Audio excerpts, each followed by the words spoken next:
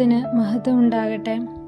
ഇന്നത്തെ വചനധ്യാനത്തിനായി തിരഞ്ഞെടുത്തിരിക്കുന്ന വേദഭാഗം വിശുദ്ധ മത്തായി എഴുതിയ സുവിശേഷം 5-ാം അധ്യായം 16-ാം വാക്യം. അങ്ങനെ തന്നെ മനുഷ്യർ നിങ്ങളുടെ നല്ല പ്രവൃത്തികളെ കണ്ട് സ്വർഗസ്ഥനായ നിങ്ങളുടെ പിതാവിനെ മഹത്വപ്പെടുത്തേണ്ടതിന് നിങ്ങളുടെ വെളിച്ചം അവരുടെ മുമ്പിൽ പ്രകാശിക്കട്ടെ. വിശുദ്ധ മത്തായി എഴുതിയ സുവിശേഷം 5-ാം അധ്യായം ഗിരിപ്രഭാഷണം എന്നാണ് വിശേഷിപ്പിക്കുന്നത്. യേശു നമ്മളോട് നൽകുന്ന ഉപദേശങ്ങളാണ് ഈ അധ്യായത്തിൻ്റെ ഉള്ളടക്കം. ഒരുപക്ഷെ നിസ്സാരമെന്ന് തോന്നുന്നുവെങ്കിലും ഒരു മനുഷ്യൻ്റെ ആയുസ്സിൻ്റെ ഭാഗ്യാവസ്ഥയെപ്പറ്റി ഒരുപാട് പേരെ സാക്ഷി നിർത്തി വിവരിക്കുന്ന ഒരു വേദഭാഗമാണ് ഇത്. ഈ വായിച്ചു കേട്ട വാക്യത്തിലൂടെ യേശു ക്രിസ്തു നമ്മളോട് പറയാൻ ആഗ്രഹിക്കുന്നത് നിങ്ങൾ ലോകത്തിൻ്റെ വെളിച്ചമാകുന്നു എന്നതാണ്. എന്താണ് വെളിച്ചം എന്ന് പറയുന്നത്? അന്ധകാരത്തെ മാറ്റുന്നതെന്തോ അതാണ് വെളിച്ചം, അല്ലെങ്കിൽ പ്രകാശം എന്ന് പറയുന്നത്. അപ്പോൾ ലോകത്തിലുള്ള അന്ധകാരം മാറ്റുന്ന പ്രകാശമായിട്ടാണ് ക്രിസ്തു നമ്മളെ വിശേഷിപ്പിക്കുന്നത്. എന്തെല്ലാമാണ് ലോകത്തിലുള്ള അന്ധകാരങ്ങൾ? ഈ അന്ധകാരത്തെ എങ്ങനെ പ്രകാശമാക്കാം? മറ്റുള്ളവരുടെ ജീവിതത്തിൽ എപ്രകാരം പ്രകാശം പകരാനായി നമ്മളെ കൊണ്ട് സാധിക്കും? ഒന്നാമതായി പറയാനായിട്ട് ആഗ്രഹിക്കുന്നത് പ്രതീക്ഷയുടെ പ്രകാശം എന്നുള്ളതാണ്. The light of hope. പ്രതീക്ഷ എന്നത് നാളെ നമ്മളെ ജീവിക്കാൻ പ്രേരിപ്പിക്കുന്ന ഒന്നാണ്. ഒരുപക്ഷെ പ്രതീക്ഷ അസ്തമിക്കുന്നിടത്ത് നമുക്ക് ജീവിതം തന്നെ മടുത്തു തുടങ്ങും. നമ്മുടെ പ്രതീക്ഷകൾ വൈവിധ്യം നിറഞ്ഞ യാത്രകളാണ്. അസ്തമയത്തിൽ നിന്നും ഉദയത്തിലേക്കുള്ള യാത്ര, പ്രതിസന്ധികളിൽ നിന്ന് പരിഹാരത്തിലേക്കുള്ള യാത്ര, തോൽവികളിൽ നിന്ന് വിജയത്തിലേക്കുള്ള യാത്ര. ഈ പ്രതീക്ഷകളാണ് നമ്മെ ജീവിക്കുവാനായി പ്രചോദിപ്പിക്കുന്നത്. പക്ഷേ പ്രതീക്ഷ എന്ന പദത്തിൽ ചേർത്ത് പിടിക്കാൻ പറ്റുന്ന 3 ഘടകങ്ങളാണുള്ളത്: വിശ്വാസം, കാത്തിരിപ്പ്, ക്ഷമ. വിശ്വാസത്തോടെ ക്ഷമയോടെ കാത്തിരിക്കാനുള്ള മനസ്സുമുണ്ടെങ്കിൽ നമ്മൾക്കും നമ്മളിലൂടെ മറ്റുള്ളവർക്കും പ്രകാശമായി തീരാനായി നമുക്ക് സാധിക്കും. ക്രിസ്തീയ ജീവിതത്തിൻ്റെ ആധാരം എന്ന് പറയുന്നത് ജീവിച്ച് മരിച്ച് ഉയർത്തെഴുന്നേറ്റ് ഇന്നും ജീവിക്കുന്ന യേശുക്രിസ്തുവിൻ്റെ 2-ാം വരവിങ്കിൽ നമ്മളെയും ചേർത്തുകൊള്ളും എന്ന പ്രതീക്ഷയാണ്.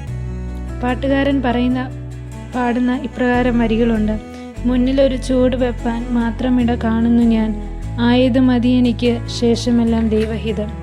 പിന്നീടുള്ള വരികൾ ഇപ്രകാരം പറയുന്നു: അടുത്ത ചൂടറിയാതിരിപ്പതെന്ത് അനുഗ്രഹം, തനിച്ചെന്നെ നടത്താതെ വലത് കൈ പിടിക്കും താൻ.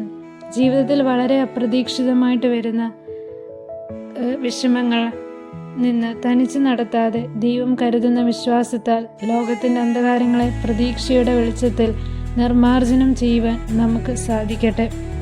രണ്ടാമതായി പറയാൻ ആഗ്രഹിക്കുന്നത് സമാധാനത്തിൻ്റെ പ്രകാശം എന്നുള്ളതാണ്. The light of peace. യോഹന്നാന്റെ സുവിശേഷം 14-ാം അധ്യായം 27-ാം വാക്യത്തിൽ ഇപ്രകാരം പറയുന്നു: സമാധാനം ഞാൻ നിങ്ങൾക്ക് തന്നേച്ചു പോകുന്നു, എൻ്റെ സമാധാനം ഞാൻ നിങ്ങൾക്ക് തരുന്നു. ലോകം തരുന്നത് പോലെയല്ല ഞാൻ നിങ്ങൾക്ക് തരുന്നത്. നിങ്ങളുടെ ഹൃദയം കലങ്ങരുത്, ഭ്രമിക്കുകയും അരുത്. ക്രിസ്തു നമുക്ക് നൽകിയ വിലമതിക്കാനാവാത്ത ഒരു ധനമാണ് സമാധാനം. ഇന്നത്തെ കാലഘട്ടത്തിൽ ഞാനും നിങ്ങളുമായിരിക്കുമ്പോൾ സമാധാനത്തോടെ ഇരിക്കാനും ഉറങ്ങാനും പറ്റുന്നത് ഒരു വലിയ അനുഗ്രഹമാണ്. എങ്ങനെയാണ് മറ്റുള്ളവരിൽ സമാധാനത്തിൻ്റെ പ്രകാശമായി നമുക്ക് മാറുവാനായി സാധിക്കുന്നത്? സമാധാനത്തിൽ അവരെ കേൾക്കുവാൻ സാധിച്ചാൽ മതി. ഇന്ന് എന്നെയും നിങ്ങളും സംബന്ധിച്ചിടത്തോളം നമുക്കെല്ലാവർക്കും സംസാരിക്കാനാണ് ഇഷ്ടം. അത് നേരെ മറിച്ച് കേൾക്കാൻ ശ്രമിച്ചാൽ ഒരുപക്ഷെ ഒരുപാട് നല്ലതായിരിക്കും. പരാതികളില്ലാതെ, പരിഭവങ്ങളില്ലാതെ സമാധാനത്തോടെ എതിരെ നിൽക്കുന്നവനെ കേൾക്കുവാൻ സാധിക്കുമ്പോഴാണ് ലോകത്തിൻ്റെ അന്ധകാരത്തെ നമുക്ക് ഇല്ലാതാക്കുവാനായി സാധിക്കുന്നത്. മൂന്നാമതായി പറയാനായി ആഗ്രഹിക്കുന്നത് സ്നേഹത്തിൻ്റെ പ്രകാശം എന്നുള്ളതാണ്. The light of love.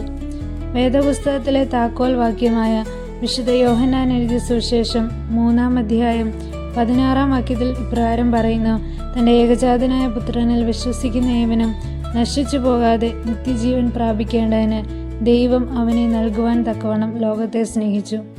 ദൈവം തൻ്റെ പുത്രനെ ലോകത്തിലേക്ക് അയച്ച് നമ്മളെ സ്നേഹിച്ചു. ഒന്നും പ്രതീക്ഷിക്കാതെ മറ്റുള്ളവരെ സ്നേഹിക്കാൻ നമുക്ക് സാധിക്കുന്നുണ്ടോ? നിബന്ധനകളില്ലാതെ, നിർബന്ധങ്ങളില്ലാതെ നമ്മുടെ സുഹൃത്തുക്കളെ നമുക്ക് സ്നേഹിക്കുവാനായി സാധിക്കുന്നുണ്ടോ? സ്നേഹത്തിനെ പറ്റി പറയുമ്പോഴും അതിൽ 3 ഘടകങ്ങളാണുള്ളത്: അംഗീകരിക്കുക, അഭിനന്ദിക്കുക, മനസ്സിലാക്കുക. എതിരെ നിൽക്കുന്ന ആളുടെ പോരായ്മകളോടുകൂടെ അംഗീകരിക്കുവാൻ സാധിക്കുന്നുവെങ്കിൽ, മനസ്സിലാക്കുവാൻ സാധിക്കുന്നുവെങ്കിൽ നമ്മുടെ ലോകത്തിൽ അന്ധകാരങ്ങളെ സ്നേഹത്തിൻ്റെ അത്ഭുത പ്രകാശത്താൽ ഇല്ലാതാക്കുവാനായി സാധിക്കും.